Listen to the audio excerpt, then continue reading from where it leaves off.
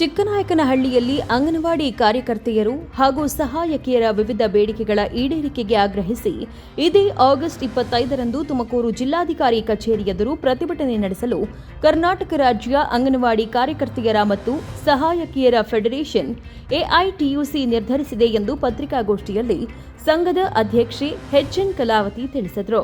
ಸಂಘದ ಅಧ್ಯಕ್ಷೆ ಎಚ್ಎನ್ ಕಲಾವತಿ ಮಾತನಾಡಿ, ಅಂಗನವಾಡಿ ಕಾರ್ಯಕರ್ತೆಯರು ಹಲವು ವರ್ಷಗಳಿಂದ ಸೇವೆ ಸಲ್ಲಿಸುತ್ತಿದ್ದರೂ ಅವರ ಪ್ರಮುಖ ಬೇಡಿಕೆಗಳು ಇನ್ನೂ ಈಡೇರಿಲ್ಲ ಎಂದು ಅಸಮಾಧಾನ ವ್ಯಕ್ತಪಡಿಸಿದರು.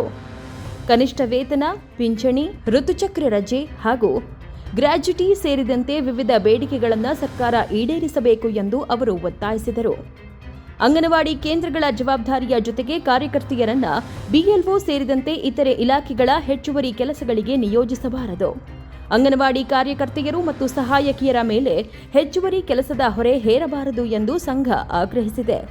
ಅಲ್ಲದೆ ಪ್ರಭಾರ ಭತ್ಯೆಯನ್ನ ಹೆಚ್ಚಿಸಬೇಕು ಹಾಗೂ ಅನಾರೋಗ್ಯದ ಸಂದರ್ಭದಲ್ಲಿ ವೇತನ ಸಹಿತ ರಜೆ ನೀಡಬೇಕು ಎಂಬ ಬೇಡಿಕೆಯನ್ನು ಮುಂದಿಟ್ಟಿದ್ದಾರೆ. ರಾಜ್ಯ ಸರ್ಕಾರ ಈ ಹಿಂದೆ ಎಲೆಕ್ಷನ್ ಸಮಯದಲ್ಲಿ ಚುನಾವಣೆ ಸಮಯದಲ್ಲಿ 6ನೇ ಗ್ಯಾರಂಟಿಯಾಗಿ ಕಾರ್ಯಕರ್ತೆಯರಿಗೆ 15,000, ಸಹಾಯಕಿಯರಿಗೆ 10,000 ಖಂಡಿತವಾಗ್ಲೂ ಮಾಡಿಕೊಡ್ತೀವಿ ಅಂತ ಹೇಳ್ಬಿಟ್ಟು ಪ್ರಿಯಾಂಕಾ ಗಾಂಧಿಯವರು ನಮಗೆ ವಚನವನ್ನು ಕೊಟ್ಟಿದ್ದರು.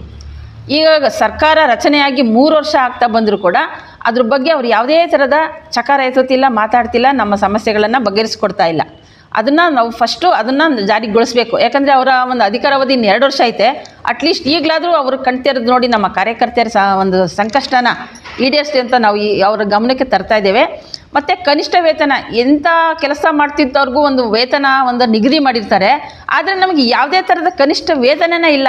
ಒಟ್ಟಿನಾಗೇನು ನಾವು ಹೋರಾಟ ಮಾಡಬೇಕು, ನಮ್ಮ ಬೇಡಿಕೆಗಳನ್ನ ಈಡೇರಿಸ್ಕೋಬೇಕು, ನಮ್ಮ ಸಂಬಳನೇ ಜಾಸ್ತಿ ಮಾಡಿಸ್ಕೋಬೇಕು. ಆ ನಿಟ್ಟಿನಲ್ಲಿ ನಾವು ಕೆಲಸ ಮಾಡ್ಕೊಂಡು ಹೋಗ್ತಾ ಇದ್ದೀವಿ.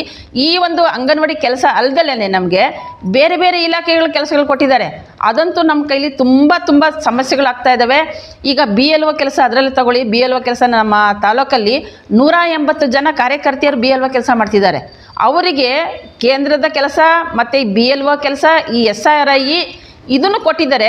ಈ ಕೆಲಸ ಮಾಡ್ತಕ್ಕಂಥ ಸಂದರ್ಭದಲ್ಲಿ ಅನೇಕ ಸಮಸ್ಯೆಗಳು ಎದುರಾಗ್ತಾ ಇದ್ದಾವೆ. ಅವ್ರು ನಿಜವಾಗ್ಲೂ ನಮ್ಮ ಕಾರ್ಯಕರ್ತೆಯರು ಬೆಳಗ್ಗೆ ಎದ್ದು ಊಟ ತಿಂತಿಲ್ಲ, ತಿಂಡಿ ತಿಂತಿಲ್ಲ. ಬೆಳಗ್ಗೆನೇ ಇವನ್ನೆಲ್ಲ ಹಿಡ್ಕೊಂಡು ಕಡತಗಳನ್ನ ಹಿಡ್ಕೊಂಡು ಹಳ್ಳಿಗೂ ತಿರುಗ್ತಾ ಇದ್ದಾರೆ, ಮನೆಗೆ ತಿರುಗ್ತಾ ಇದ್ದಾರೆ. ಅವ್ರ ಕಷ್ಟನ ಹೇಳ್ತಿರ್ದು ಅವರು ಎಲ್ಲಿ ಕೂತ್ಕೊಂಡ್ರೂ ಕಷ್ಟ, ಎಲ್ಲವನ್ನು ಹಂಚಿದ್ರು ಕಷ್ಟ, ಎಲ್ಲವರು ಕೂತ್ಕೊಂಡು ಮಾತಾಡಿದ್ರು ಕಷ್ಟ. ಆ ಒಂದು ಪರಿಸ್ಥಿತಿ ಬಂದೈತೆ. ಜೊತೆಗೆ ಅವರು ಓಡಾಡ್ಕೊಂಡು ಕೆಲಸ ಮಾಡ್ತಿದ್ರೆ ನಮ್ಮ ಅಂಗನವಾಡಿ ಕೆಲಸಗಳು ಕ್ಷೀಣಿತವಾಗ್ತಿದ್ದಾವೆ. ನಮ್ಮ ಅಂಗನವಾಡಿ ಕೇಂದ್ರಕ್ಕೆ ಮಕ್ಳುಗಳನ್ನ ಇವರು ತಾಯಂದಿರು ಕಳಿಸ್ತಾ ಇಲ್ಲ. ಯಾಕಂದರೆ ಮೇಡಮ್ಮ ಹಿಂಗೆ ಬರ್ತಾರೆ, ಬ್ಯಾಗ್ ತಗ್ಲಕೊಂಡು ಹೋಗ್ತಾರೆ, ಬರೀ ಬೇರೆ ಬೇರೆ ಇಲಾಖೆ ಕೆಲಸಗಳು ಮಾಡ್ಕೊಂಡಿದ್ದಾರೆ. ನಮ್ಮ ಮಕ್ಳುಗಳಿಗೆ ಶಿಕ್ಷಣ ಸರಿಯಾಗಿ ತಲುಪ್ತಾ ಇಲ್ಲ. ಅವು ಕುಂಠಿತ ಆಗ್ತಾ ಇದೆ. ಅವಕ್ಕೆ ಸಮಯಕ್ಕೆ ಸರಿಯಾಗಿ ಶಿಕ್ಷಣಗಳನ್ನ ನಾವು ಕೊಡೋಕ್ಕಾಗ್ತಾ ಇಲ್ಲ ಅವ್ರ ಕೈಲಿ. ನಾವು ನಮ್ಮ ಮಕ್ಳುಗಳನ್ನ ಬೇರೆ ಕಡೆ ಸೇರಿಸ್ತೀವಿ, ಇಂಗ್ಲೀಷ್ ಮಾಧ್ಯಮ ಶಾಲೆಗಳಿಗೆ ಹಾಕ್ತೀವಿ, ನಮಗೆ ಅಂಗನವಾಡಿನೇ ಬೇಕಾಗ್ತಿಲ್ಲ ಅನ್ನೋ ಒಂದು ಮಟ್ಟಕ್ಕೆ ಬಂದುಬಿಟ್ಟಿದ್ದಾರೆ ನಮ್ಮ ತಾಯಂದಿರುಗಳು. ಇದು ತುಂಬ ನಮಗೆ ಅನ್ಯಾಯವಾಗ್ತಿದೆ. ಯಾಕಂದರೆ ನಮ್ಮದು ಇಲಾಖೆ ಕೆಲಸ ಅಂದರೆ ಇದೇ ನಮ್ಮದು ಬೇಸಿಕ್ಕು. ನಮ್ಮ ಮೂಲ ಕೆಲಸ ಅಂತಂದರೆ ನಮ್ಮ ಅಂಗನವಾಡಿ ಕಾರ್ಯಕರ್ತೆಯರ ಕೆಲಸ. ಅದನ್ನು ಬಿಟ್ಟು ನಾವು ಬೇರೆ ಬೇರೆ ಇಲಾಖೆ ಕೆಲಸ ಮಾಡ್ತಾ ಕೂತ್ಕೊಂಡ್ರೆ ನಮ್ಮ ಅಸ್ತಿತ್ವ ನಾವು ಯಾವಾಗ ಉಳಿಸ್ಕೋಬೇಕು? ನಮಗೆ ಒಂದು ಇದನ್ನು ಕೊಡ್ತಾರೆ, ಬೆಲೆ ಕೊಡ್ತಾರೆ, ನಮ್ಮನ್ನು ಗುರುತಿಸ್ತಾನೆ ಯಾರು? ಅಂಗನವಾಡಿ ಕಾರ್ಯಕರ್ತೆಯರು ಮತ್ತು ಸಹಾಯಕಿಯರು ಮಕ್ಕಳ ಪೌಷ್ಟಿಕತೆ, ಆರೈಕೆ ಹಾಗೂ ಮಹಿಳಾ ಮತ್ತು ಮಕ್ಕಳ ಅಭಿವೃದ್ಧಿ ಇಲಾಖೆಯ ವಿವಿಧ ಯೋಜನೆಗಳ ಅನುಷ್ಠಾನದಲ್ಲಿ ಪ್ರಮುಖ ಪಾತ್ರ ವಹಿಸುತ್ತಿದ್ದಾರೆ. ಆದರೆ ತಮ್ಮ ಸೇವೆಗೆ ತಕ್ಕ ವೇತನ ಮತ್ತು ಸೌಲಭ್ಯಗಳು ದೊರೆಯುತ್ತಿಲ್ಲ ಎಂಬುದು ಸಂಘದ ಆರೋಪವಾಗಿದೆ. ಈ ಹಿನ್ನೆಲೆಯಲ್ಲಿ ಸರ್ಕಾರದ ಗಮನ ಸೆಳೆಯಲು ಆಗಸ್ಟ್ 25ರಂದು ಜಿಲ್ಲಾಧಿಕಾರಿ ಕಚೇರಿ ಎದುರು ಪ್ರತಿಭಟನೆ ಹಮ್ಮಿಕೊಳ್ಳಲಾಗಿದೆ. ಹೆಚ್ಚಿನ ಸಂಖ್ಯೆಯಲ್ಲಿ ಅಂಗನವಾಡಿ ಕಾರ್ಯಕರ್ತೆಯರು ಮತ್ತು ಸಹಾಯಕಿಯರು ಪ್ರತಿಭಟನೆಯಲ್ಲಿ ಭಾಗವಹಿಸಿ ತಮ್ಮ ಬೇಡಿಕೆಗಳಿಗಾಗಿ ಧ್ವನಿ ಎತ್ತುವಂತೆ ಸಂಘ ಮನವಿ ಮಾಡಿದೆ.